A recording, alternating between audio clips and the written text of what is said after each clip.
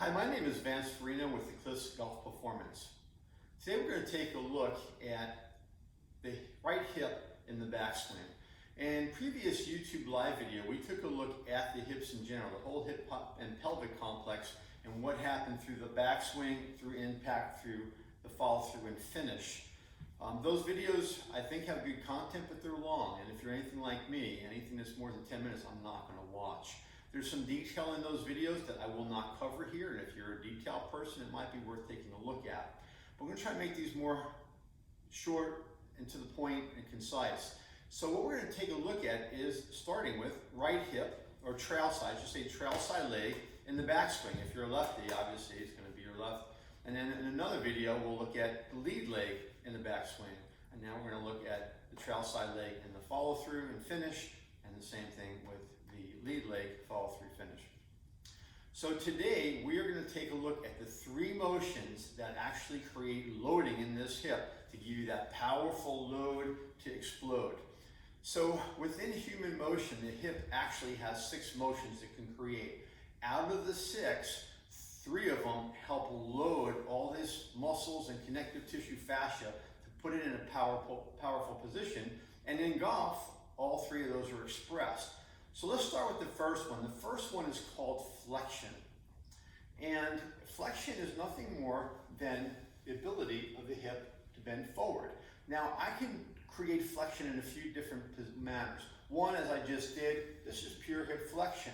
I can create spinal flexion without hip flexion, or I can blend the two where my spine and my hip is flexing together. In golf, the pure hip flexion is critical. In a setup, we want to see that somebody can actually hip hinge and get into that proper hip flex position. It is in this hip flex position that allows us to make this big turn, load the other planes of motion, and get all these muscles in the hip and leg turned on to get a nice powerful load to explode. In the second plane of motion, which we call the frontal plane, the hip has to have the ability to go through what is called adduction, adduction. And all that means is my hip, now in non-functional terms, we call this pulling across the body is a adducted position. Now we don't do that in the real world. In the real world, the hip adducts when weight shifts over it. Even as something is gait, as I step into gait, there's a natural sliding over that. The hip goes through that. This adduction now is also loading. So we talked about flexing, creating a load. Now I've added adduction into that position because as I take my club back in my position here, my weight's going, I'm hip flex to start, and now notice how I move over that right foot. So I am adducting.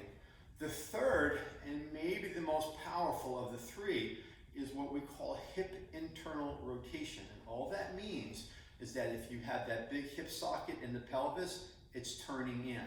And how we create that in golf is that when you look at my pelvis, and my belt buckle will show up in the video, as I'm here, and if I were to go like that with my fingers, as I go to make my turn, notice that, try to set the camera angle here, as my belt buckle and my sternum are lined up, as I go to turn, my shoulders are going a little further than the pelvis is going a little further than the femur.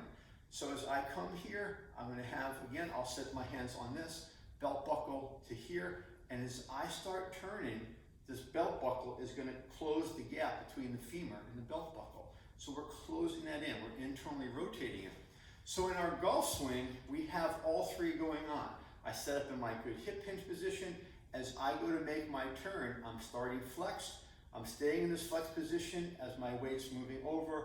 I am adducting and now internally rotating that. That is where you get that big, powerful loading of those big, powerful glute and deep rotator muscles that's going to help you, again, drive back into a nice, powerful backswing. The other aspect that's important with this is if I can get my hip in that proper position, it spares the low back. The low back's not designed to rotate.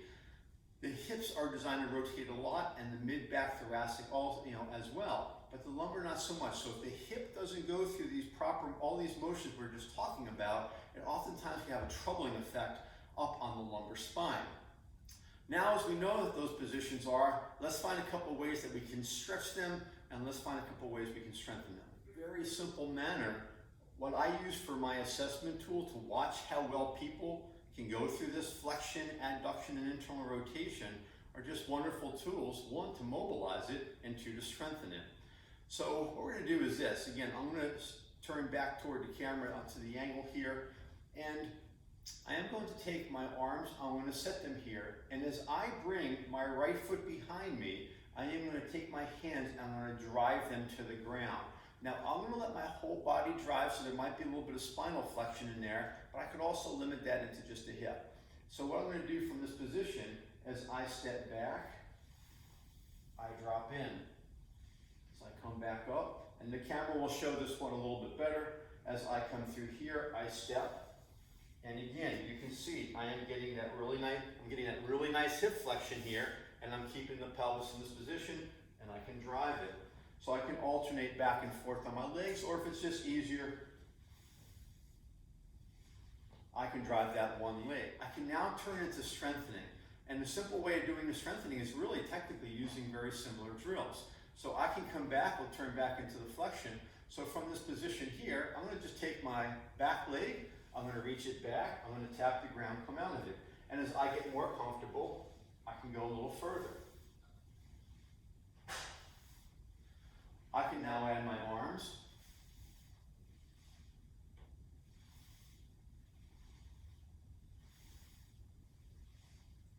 And again, so now I am strengthening what I use very similarly to mobilize. My left leg, step over my right, and just slide in. I come back out, and I slide in. So again, now I am mobilizing that to create the motion we just saw in the golf swing. Now, these are all exaggerated motions. You don't need that much hip flexion. You don't need that much adduction. But the more we can open that up, the more we create buffer zones. And lastly, on this rotation, what I can do with this rotation is take myself, and again with my hands, I'm going to come, I'm going to tap, and come out. I will tap, I will come out, tap, and now I'm going to take the tap away. I'm going to come to bounce. I've got to drive that, come out of it. This has got to have enough strength to get me in and out. And again, if I add a little bit of load, it makes it more, obviously more challenging and more strength oriented. Real simple mobility drills, real simple strengthening drills. Again, there's dozens that we can build upon, where we start using the dumbbells, where we start using medicine balls, and we start creating patterns that very much look like the golf swing, but in a subtly exaggerated manner. And as we build those out, it'll enhance your ability to load and explode in that trailside hip. Thank you for taking the time to watch this video. The purpose of this video is to help give you some information and some content on how to get your body to move better to play the game that you love. At the Cliffs here, we've got amazing golf courses. As you can see, the Mountain Park course behind me. In order to get the most utilization of that course and play your best golf and pain-free golf, it's important that your body can do the things that you're asking it to do. If you have any questions regarding these videos, or if you'd like to schedule a golf movement assessment, you can find my information at the Cliffs website under the Mountain Park Wellness tab. Again, my name is Vance Freno, and again, I thank you so much for your time.